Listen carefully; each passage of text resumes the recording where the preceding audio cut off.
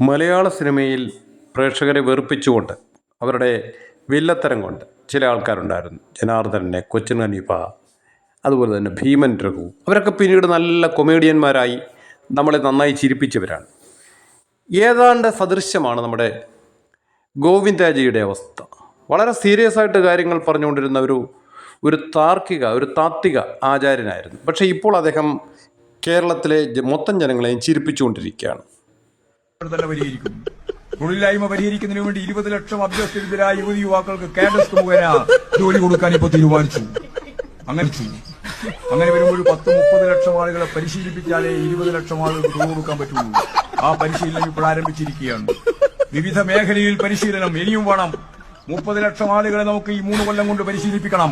ആ പരിശീലിപ്പിച്ചു കഴിഞ്ഞാൽ ലോകത്തിന്റെ വിവിധ മേഖലയുമായിട്ട് ബന്ധപ്പെട്ട് നമുക്ക് 20 ലക്ഷം ആളുകൾക്ക് ജോലി കൊടുക്കാം. അത് വെറുതെ ഒരു സ്വപ്നം പോലെ പറയുന്നതല്ല. 10 ലക്ഷത്തിന്റെ ഓർഡർ ഇപ്പോൾ തന്നെയുണ്ട്. തീർച്ചയായിട്ടും നമുക്ക് സാധിക്കും. അതേപോലെ തന്നെ വ്യാവസായിക മേഖലയിൽ ചരിത്രത്തിലില്ലാത്ത രീതിയിലൊരു കുതിപ്പാണ്. 1 ലക്ഷം സംരംഭകരെ പറഞ്ഞു. ഏതാണ്ട് 1,40,000 എത്താൻ പോവാണ് ഈ മാർച്ച് ആവുമ്പോഴേക്ക്. ഒരു 5 ലക്ഷം ആളുകൾക്ക് തൊഴിൽ കിട്ടും. 15,800 കോടി രൂപയാണ് 100 ദിന പദ്ധതിയുടെ ഭാഗമായിട്ട് പൂർത്തിയാവാൻ പോകുന്നത്. 4.33 ലക്ഷം ആളുകൾക്ക് ജോലി. പഞ്ചായത്തുകൾ, മുനിസിപ്പാലിറ്റികൾ, കോർപ്പറേഷനുകൾ 1000 ജനസംഖ്യക്ക് 5 പേർക്ക് തൊഴിൽ. 2 ലക്ഷത്തിലധികം തൊഴിൽ. ലക്ഷക്കണക്കിന് കുടുംബശ്രീ സംവിധാനവുമായിട്ട് ബന്ധപ്പെട്ട തൊഴിൽ, സ്വയം തൊഴിൽ കണ്ടെത്തൽ, അത് ദാരിദ്ര്യ നിർമ്മാർജ്ജനവുമായിട്ട് ബന്ധപ്പെട്ട സ്കീം. ഇങ്ങനെ ഈ ഇന്ത്യയിലെ അഭ്യസ്തവിദ്യരായ യുവതി യുവാക്കളിൽ ഏറ്റവും കൂടുതൽ തൊഴിൽ രഹിതരായി ഉണ്ടായിരുന്നത് ഈ കേരളത്തിലാണ്.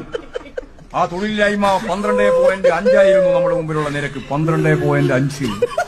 അതിപ്പോൾ 7.5 എത്തിയിരിക്കുന്നു. ഇന്ത്യയിൽ കുറഞ്ഞു വരുന്ന ഒരേ ഒരു സംസ്ഥാനം കേരളം. നമുക്ക് ഇനിയും കുറക്കാം.